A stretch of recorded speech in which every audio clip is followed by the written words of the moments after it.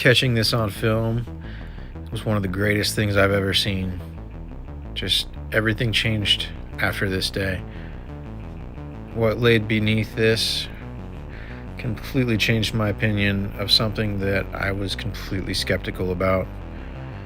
Now I get harassed and told this is fake and I'm spreading misinformation, and it's unfortunate that this isn't good enough proof.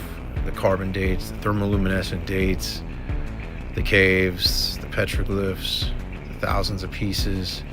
You would think with that amount of evidence, the triple ground floors, 12-foot holes in the ground, multiple sites, multiple caves, metallurgy, a currency, you would think with all these discoveries that this would be absolutely something that people with backgrounds in this type of education and academia would jump all over at the opportunity to try to understand this more.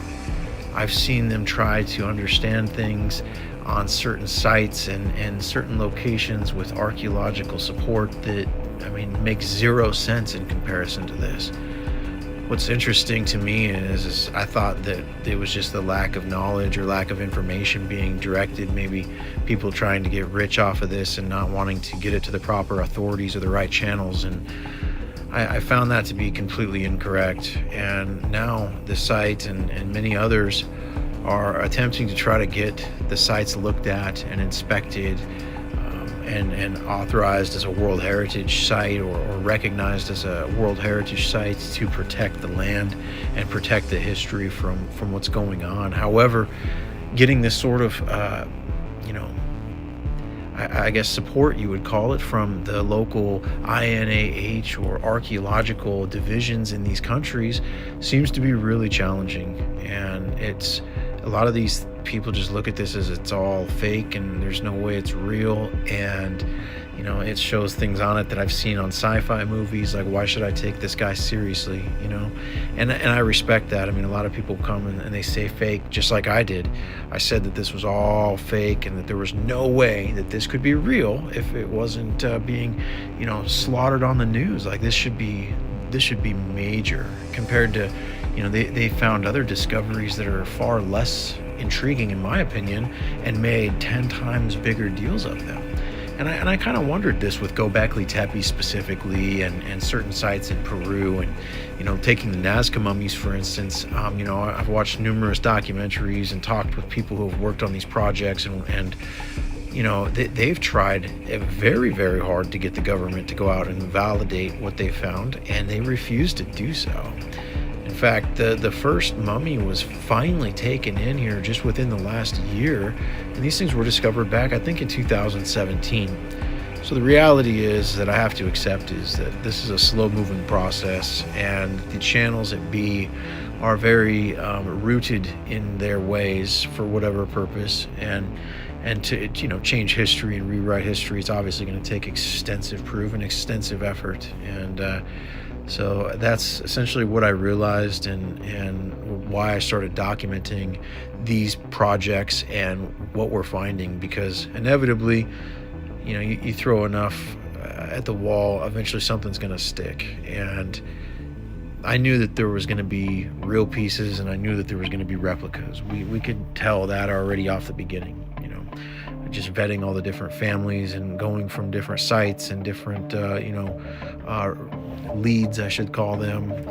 This, my friend over here in this state has this, etc. We traveled all over trying to understand this at first, and we settled in here in Tula because of the extensive, petroglyphs and the large amount of yield in terms of caves and pieces, and the pieces were so just detailed with what seemed to be Egyptian and Sumerian together. We find major depictions from both, and studying more closely now in Egypt and seeing in like the tomb of Nefertiti, we actually find some of the same symbols in that tomb that we're finding here on these pieces. And it almost looked like cuneiform to us, to the untrained eye at the beginning. And so it's interesting to see some of these symbols and some of these shapes reused from culture to culture here. And what both of these cultures believed in was something pretty extensive, and their belief systems, and not only their belief systems, but their knowledge about the cosmos, and their knowledge about the afterlife, and certain types of preservation, obviously embalming and things of that nature. It's really it's an incredible fit to think that that's where it all started.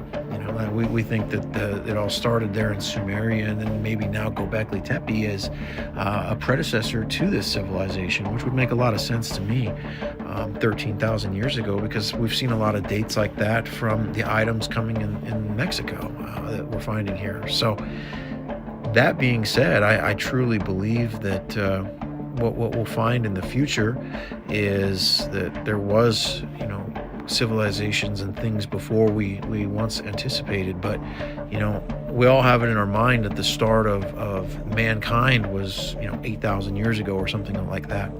And so it really changes everything to see it from another light. But if we're finding evidence of other species that walk the earth, obviously we know there's, a lot of different variants of Homo sapien and Homo copernicus, and, all these different Neanderthal type, changes throughout the evolution, and we don't fully understand how it works, and there's no direct line through it. And what's interesting is when you start looking at the chromosomes and different mutations that have occurred, and the chances of those mutations happening again just in a birth to birth situation, it doesn't happen.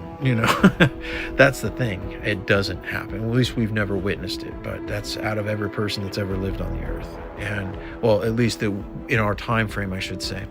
So that's the interesting thing, seeing all these depictions of all these other types of beings. It's very logical to me that the dawn of our civilization of mankind did start around that time. However, there was something prior, and that's why the noses are ripped off in Egypt, and why there's so much turmoil and so much argument over the age of things like the pyramids and different sites like Stonehenge. There might have been two different eras of organic material on these sites. Maybe there was a large catastrophe that hit Earth, maybe a comet or some sort of cataclysm. When we see all these pieces in the ground, how they're buried, how the caves were excavated, how other caves have been excavated, there's still, standing structures underneath the ground. It's very logical that something happened that covered these things up. And if you look at the large quarried stone and how it's positioned in this odd, off-kiltered situation, the only way it would get settled like that, gravity obviously would lay it down flat. So the fact that it's on its corner like that in that form, the only thing that could make any sense to me was that there was water moving around with a lot of mud and stuff like that at that time, and that's what inevitably settled there.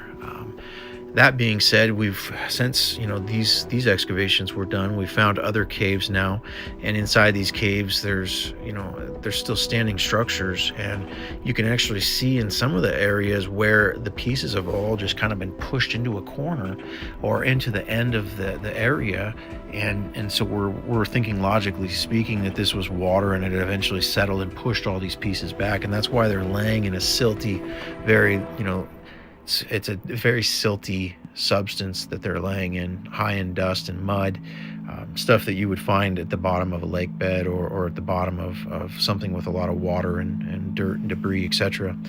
So a lot of evidence that points in that direction of a flood or some sort of water table change, even here as deep into Tula, and that's pretty far inland. So what did happen, and the evidence of this in other sites, it makes one really ask, are some of these creation tales or epics, are they accurate? Is there certain things about them that are accurate? Maybe Epic of Gilgamesh, for one, is a one that sticks out very, very predominantly to me, and also that the story of this giant and half man, half god.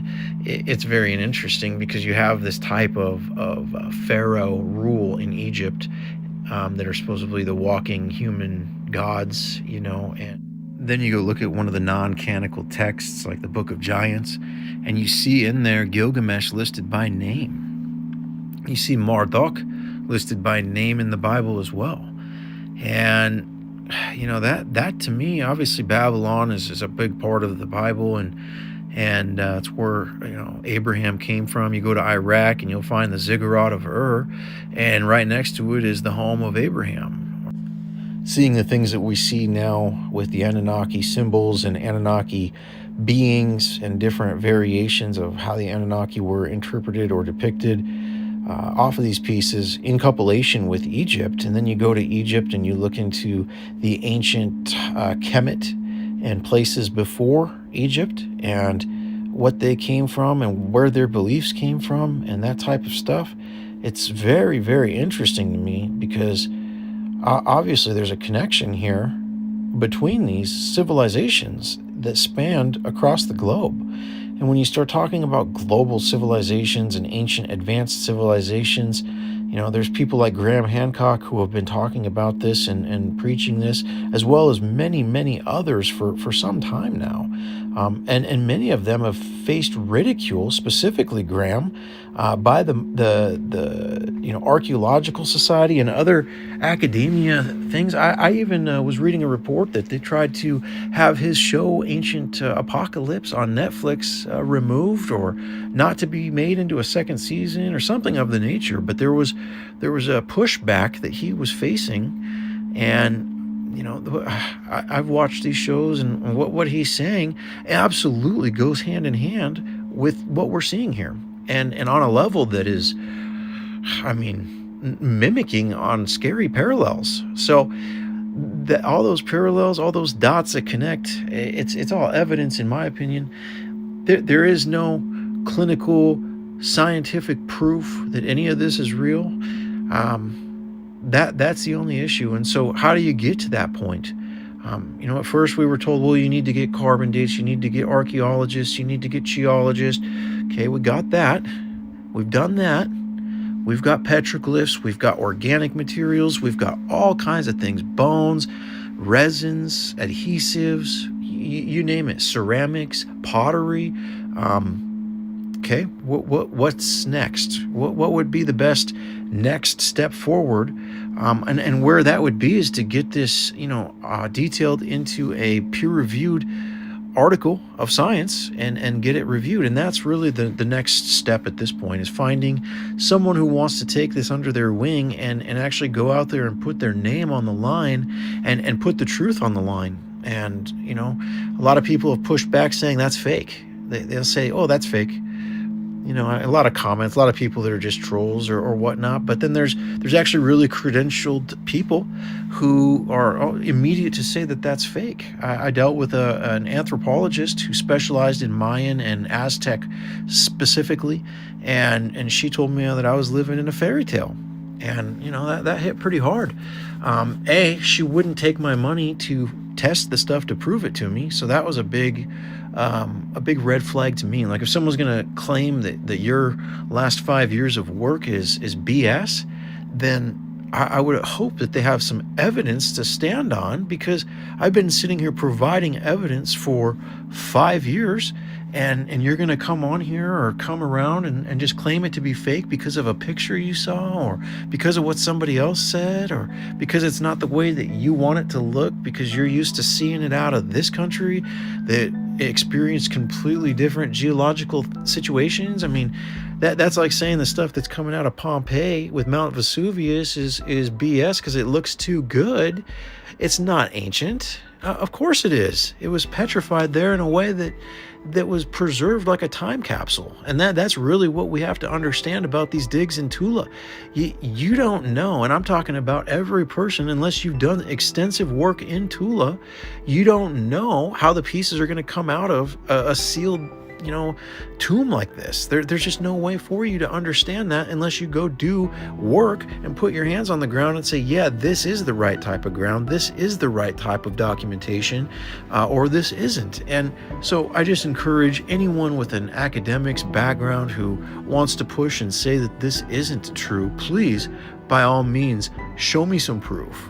And not just a carbon-14 test, because you can go carbon-14 a fake piece right now and get a fake test, and that doesn't mean that they're all fake. It's just like going down, if I wanted you to prove that the Rolex was real or fake, obviously you can go get one down at Chinatown, you could go get one at Ben Bridge, and the cost is going to be dramatically different. One of them's going to be legit and one of them's not. And you have to be fairly trained in order to identify them if you're not. And some of them have the weight and everything very, very accurately done, and we expect the same thing with this. However, we have these tombs and these caves and all types of different areas down there that can be utilized for organic samples and different sorts of thermoluminescence and inspections that can get to the truth a lot more bearably than going off of one carbon date or one scientific test. And I only say this because if you look at the Nazca mummies and look at what made the entire world say that they were fake, and chicken bones glued together was a couple of them that were. But then you have the hundreds of them that aren't, and the DNA and all the different tests and extreme ridicule that's occurred throughout Peru and within the channels of people researching this. We have to be logical here, and we have to get our hands dirty a little bit if we want to come forward and claim something. And I'm still skeptical. I'll say that right here and right now. I'm still skeptical about all this. However, I've sold myself pretty well at this point that I have documented it professionally and tried to bring it forth to the people who can go out there and put their hands on it, who do care about it and will actually get something done on it. And hopefully in the next few years, with technology changes and different political changes and structures, we may get that opportunity.